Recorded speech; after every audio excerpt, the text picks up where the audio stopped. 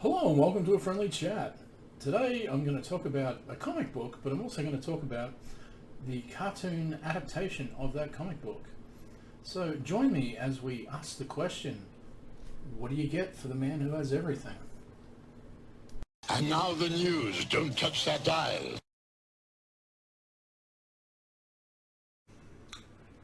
Now, For the Man Who Has Everything is a fantastic annual and a really, really good Superman story. It's Annual 11 from 1985, written by Alan Moore, art by Dave Gibbons. So the team that gave us Watchmen gave us this story, and it is a humdinger. It really is. I can't believe we use the term humdinger, but every now and then you get to use fun old phrases. But yes, it is an absolute incredible story. It is Superman's birthday.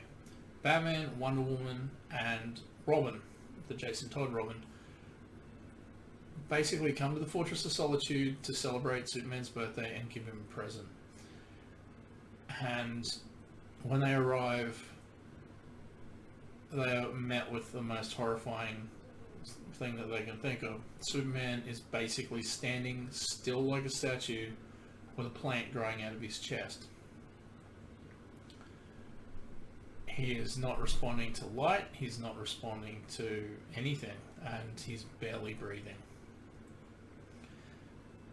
Wonder Woman and Robin are sort of, what happened. Batman theorizes that maybe one of Superman's enemies sent him this as a present to get revenge on him. And when Superman opens the canister, the plant attaches itself to him. From behind them, a voice basically says, you humans are almost intelligent. That is exactly what happened. And they all turn to see the hulking presence of Mongol, who is basically smirking like a Cheshire cat at them, basically so content with what he's done. Now, they sort of spar with him verbally. Batman basically says, do you have any idea what you've done? He goes, I knew exactly what the plant would do. So there was no accidental sort of, whoops. It was premeditated. And of course it is, because it's Mongol, who is an absolute monster.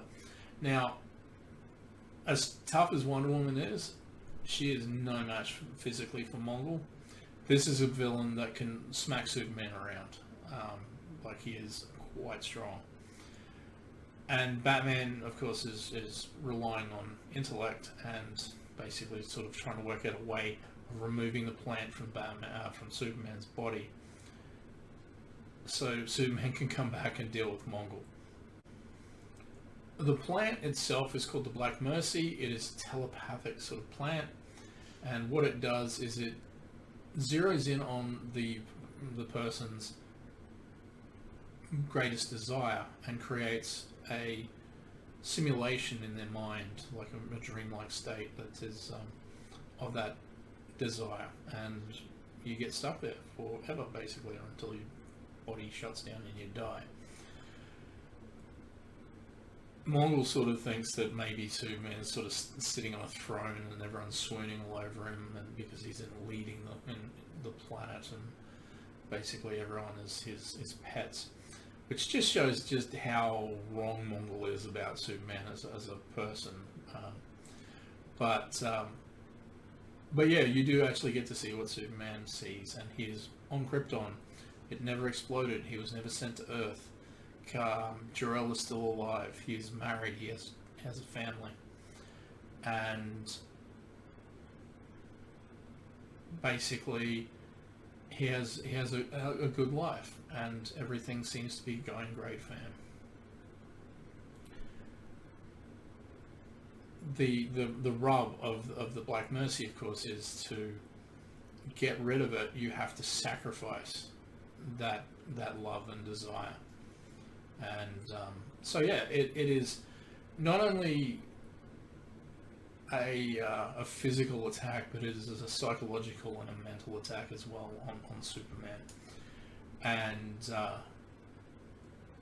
he really does cut loose when he does get free.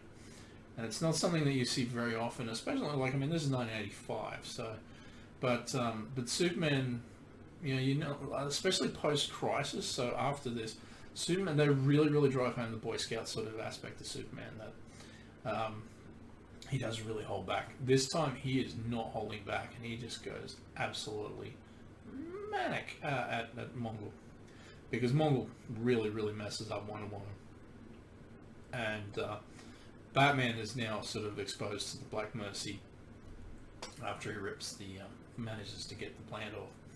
And you see Batman's greatest desire is his parents were never killed.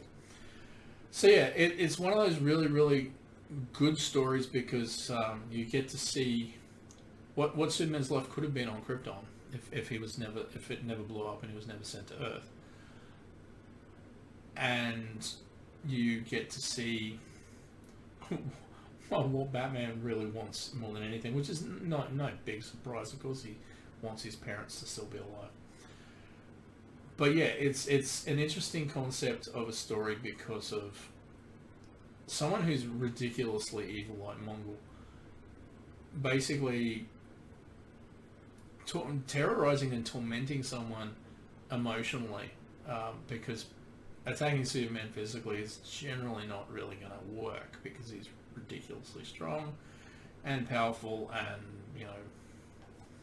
has heaps of other powers other than his strength and invulnerability, which Mongol finds out receives on the absolute harshest way, as Superman probably goes the most intense heat vision he's ever done, and literally just says burn, and heat visions him. Now, absolute brilliant story. Now, if you haven't read it, I do recommend it. I really do. It is one of those really great annuals. I basically have it in a trade paperback of Alan Moore's DC stories, which is absolutely brilliant, because you get lots and lots of good ones. You get, like, well, aside from that and Killing Joke, you also get Whatever Happened to the Man of Tomorrow, which is the end of the Silver Age. It is basically the final Silver Age Superman story with art by Kurt Swan. And it's great, really good stuff. So you get a couple of Superman stories here, you get a Green Arrow story, you get a Swamp Thing, of course. But of course it kicks off with For the Man Who Knows Everything. And yeah, it's just one of those things. Like the art in this, I mean, Dave Gibbons is a master. He really is. It's just great stuff. And yeah, it's just a solid story. As I said, like Mongol is a really interesting villain, because he's almost like he does like to torment. So yeah, he will kneel down in front of Batman and just sort of smirk at him, because he knows that Batman is not going to basically beat him in a hand-to-hand combat fight, because he's just not super powered. He's all intellect, yes, but he's not going to beat him in a fight. So Superman is the only real physical threat, and he's been taken out with the Black Mercy. Now, yeah, thoroughly recommend this story. It's really it's just solid stuff, and it's from a great era too. Like this is, as I said, this predates Watchmen. It's around the same time Crisis was coming out, and yeah, it's just a rock solid Superman story, as well as a good Batman story and a good Wonder Woman story, and Jason Todd's in it as well. And yeah, it's just one of those things where it's just every now and then you can just pick up a single issue and just go, this is a one-off story that I don't need to read anything that's come before it or anything that's come after it. All you know is that Mongol is one of Superman's enemies, and he's basically done the most diabolical thing you can think of on Superman's birthday. And but luckily Superman's friends are there to help him. And but yeah, it is it's one of those tales where if you ever needed a reminder that Alan Moore was a great wordsmith, it's just one of those stories where you just go, oh yeah, that's right. Not that anyone really needs to remind people. I mean, throw a rocket at Alan Moore's work from either 2000 AD or DC or his stuff he's done for America's Best Comics. It's all great. It really is. So whether you like him or not, and I know some people sort of go, oh, Alan Moore is so overdone nowadays. This was a time when he was still, it was the early days of the British invasion. But yeah, as I said, really great Superman story, good Batman story, good Wonder Woman story, good Jason Todd story. So yeah, for the Man Knows Everything, Annual 11, Superman 1985, brilliant.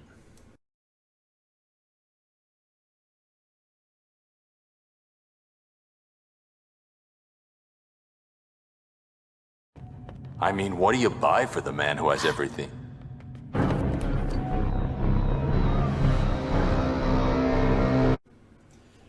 As brilliant as it is,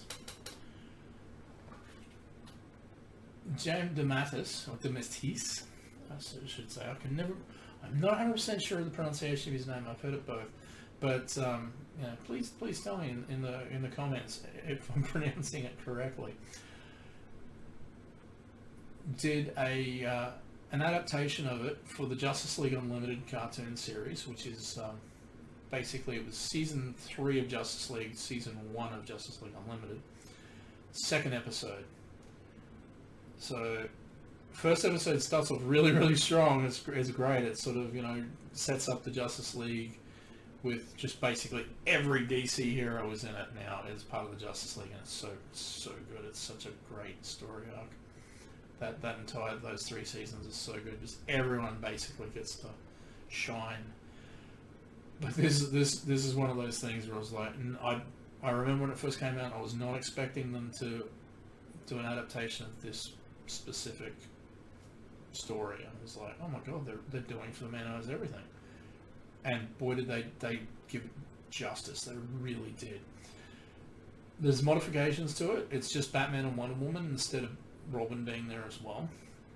There's Jason Todd was never really in the Batman cartoon series, I don't believe. I think they did Tim Drake and they did Dick Grayson, of course. But I think they just completely glazed over the Jason Todd character. Which, makes sense. It's like, how do you explain that? But basically, it's almost identical, except for a couple of minor differences. In the original comic, Batman is responsible for the plant, the gift he's giving Superman is actually a new strain of rose that he's had made and called the Krypton. In the cartoon, it's Wonder Woman that does it, which kind of makes sense. I don't know how good Batman's botany skills are. I mean, they're probably exceptional because that's who Batman is. But I don't know, something about Wonder Woman, maybe from Themyscira, they have lots of plants and stuff. Maybe they could have, made it. I don't know. But that's one of the modifications, aside from Robin not being there as well. But cartoon is fantastic because of everything that started with the Batman animated series and went all the way through to the end of this cartoon series. It's just one great universe that they put together. Mongol is voiced by Eric Roberts, and he is just absolutely brilliant in it because he has that overbearing arrogance because he knows that he is strong and stronger than anyone that's currently in the Fortress of Solitude. And he's taunting. He's like playing with them. And it's so good. And I'll use this as an example. He wants to know about the plant. The Black Mercy is a telepathic species. It reads the heart's desire. So yeah, Mongol's arrogance is like to the extreme. Like he is absolutely just completely misogynistic towards Wonder Woman. Just doesn't care. He's like makes a snarky comment saying, "Oh, the males must be the smart ones on this planet." Of course, Wonder Woman basically kicks the absolute hell out of him. But but Batman gets in the way and says no, and it's that great line where he goes, he wants to know about the plant, and basically explains what the Black Mercy is, that it's telepathic, and it's more than a dream. It's the most realistic experience you'll ever have. One of the other great differences is when Batman finally gets the Black Mercy off Superman, and it goes on Batman. Basically, Superman has to sacrifice Krypton, and so Krypton is destroyed again, which means his son and his wife die. And he knows that they shouldn't really exist, but that doesn't make it any easier for him. So he's really upset. And when he comes to, Batman's just on his knees with the Black Mercy on him, and he's just got this, who did this to me? And yeah, it's just, once again, Superman cutting loose, like he's just absolutely just beating the heck out of Mongol, and really just messes him up. And once again, he uses heat vision, burns him, and Mongol's just, there's this fantastic line as well where it says "Happy birthday, Kryptonian, I give you oblivion." And it's just really tough guy dialogue, which is so good. But yeah, and another modification is what Batman's greatest joy would be.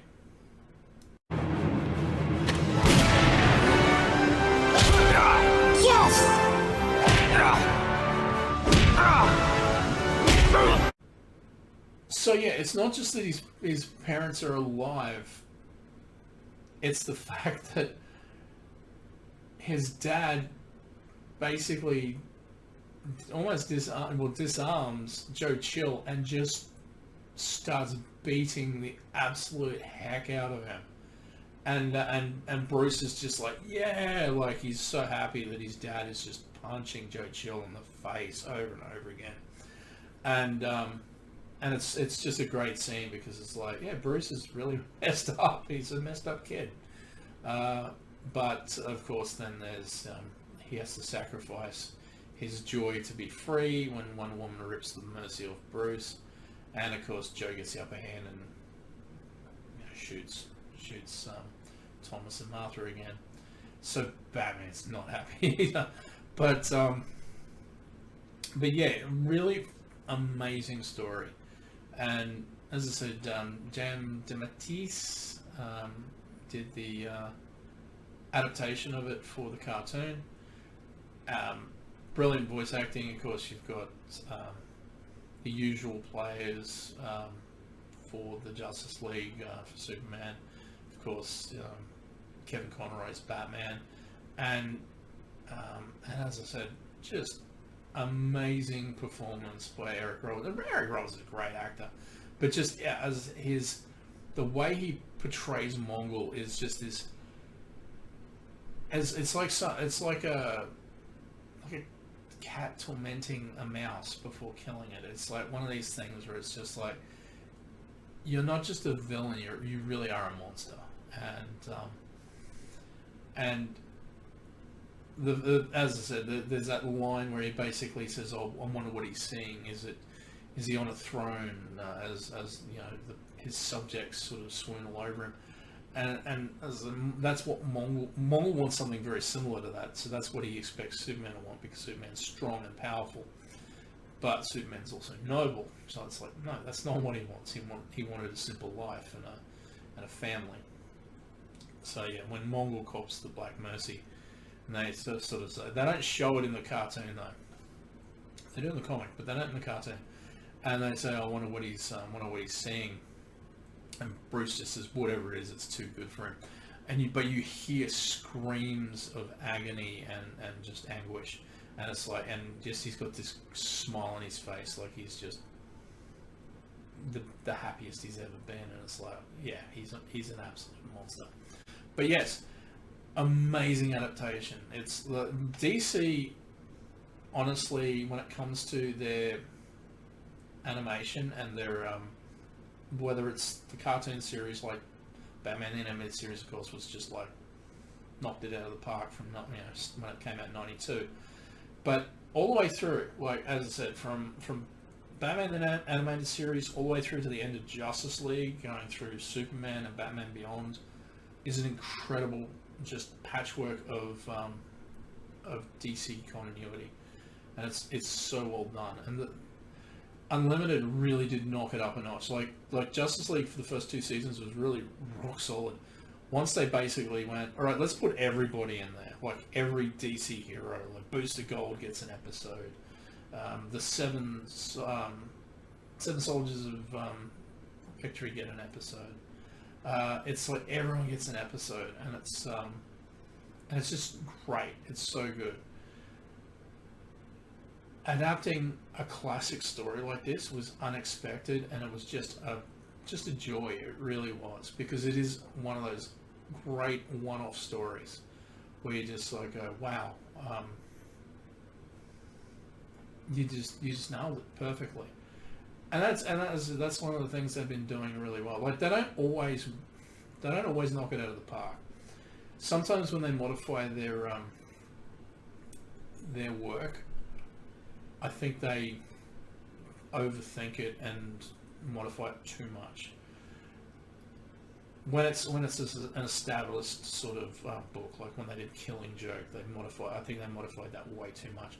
I was really mad when they did Gotham Gaslight, because they changed the villain. And I'm like, this makes no sense. What are you doing? So yeah, sometimes they do a little, but then again, they modified Long Halloween, and that was actually okay. It was really, really nicely done. So yes, I was going to say Killing Joke. Dark Knight Returns, brilliantly done. So Year One was brilliantly done. So they do really know how to do it. Sometimes they just, I think, oh, we just maybe just modify it a little bit. And it's like, yeah, a little bit's fine. Too much is, well, too much. But yeah, in the grand scheme of things, you know, compared to what Marvel have been doing lately, and they haven't really been doing a heck of a lot in the animation side of things, DC just owning it, and they're just doing fantastic work with it. Yes, I said fantastic, I know. But yeah, my thorough recommendation is, honestly, this is one of those things where it's like, great comic, great adaptation. They are different, but that's the same story, and it's like, yeah, everything's there. There's just some tweaks here and there to make it slightly different. But they're both excellent, and they're both worth checking out. If you haven't, I thoroughly recommend it. As I said, it's Superman Annual 11 from 1985. I'm not too sure. You should probably still want. It might actually be a bit pricey because it is a Alan Moore story. There we go, Alan Moore and Dave Gibbons. Just love that cover though. There's a thing that's great about this too, and I love the sense of scale. Having Mongol standing head and shoulders above Superman makes him just that much more threatening, because he's way bigger, and just that grin of like, I've beaten you. Even if you get the Black Mercy off, I've beaten you, which, you know, that's what he thinks. But you know, it's just one of those really, it's great, just pin up by Dave Gibbons of Superman standing outside the fortress with the old key, a big key with the lock. Just it's one of those pre-crisis things that I do love. But and as I said, Justice League Unlimited, first season, second episode for the man has everything. Great stuff. There's also some good comedy in there, which is not in the comic, where Wonder Woman's asking Batman what he got him, and Batman says, well, what do you get the man who has everything? Which is kind of funny coming from Bruce Wayne, because it's like, you're a billionaire, you probably have everything. But you sort of get what he's talking about with Superman, because he has, you know, the Fortress of Solitude. It has like a menagerie of alien animals and stuff in it, which are there to be basically protected. So yeah, you go, okay, you know, that makes sense. And he just hands up an envelope. And she goes, so he didn't get him a gift voucher. He goes, no, cash. It's like, go Bruce. I'll play that scene too, because that's just a fun scene. But yeah, it's yeah, as I said, really, really solid. And honestly, yeah, the entire cartoon series is fantastic. So, I mean, if you haven't seen Justice League or Justice League Unlimited, I thoroughly recommend it. If you're a DC fan and you really, really love the DC characters, it's a no-brainer. But then again, if you're a DC fan, you've probably already seen it. But yeah, yeah, for the man who has everything. Have you seen this? Have you seen either the animated version in Justice League Unlimited, or have you read the original annual from 1985? In the comments below, let me know. Because yeah, and what did you think of it? Did you think that this was one of those times where Superman got really, really messed up by a villain that you didn't expect? But yeah, sometimes that stuff happens, and it's honestly, I think it's interesting because it does humanize the characters a lot more. I'll give you another example. Before Nightfall, there was a story where Batman was officially broken, and it was not broken physically; it was broken emotionally and mentally, and that was the Cult, which is for some reason out of print. I don't get it. It really, but absolutely just incredible story arc. And it really made Batman, just, sort of like, holy crap, Batman got broken. And he sort of did, but it was something more for him to overcome and become stronger from on the other side. So yeah, this was one of those times for Superman. Pre-Crisis, of course. Once Crisis happened, it goes away. And of course now we've had New 52, Rebirth, and about 16 other ones. They're talking about reclocking it again, I think, and well, they are reclocking it again. Everything's coming back, but anyway, getting off topic. So yes, for the man who has everything, great Superman annual, great episode of Justice League Unlimited. Recommend both. Check them both out if you haven't. And yeah, in the comments below, are there any other sort of times where you thought of where actually a book had been adapted really well into a cartoon, or even into, well, stick with cartoons because movies are a little bit more obvious, but yeah, it doesn't have to be DC. It can be Marvel. It can be anything that you can think of. We just went, this was really well, just this adaptation was just nailed it. And it doesn't matter if it's been modified or tweaked here and there. That's fine. That happens. We're changing mediums, and there's always going to be a modification here and there. But yeah, in the comments below, let me know. But yeah, until next time, remember, keep on watching, keep on listening, keep on reading, keep on gaming and playing, and keep yourselves entertained, because there's lots and lots of great stuff out there. So until next time, bye-bye. Bruce, you didn't get him a gift certificate. No. Cash. Damn the man! Save the Empire!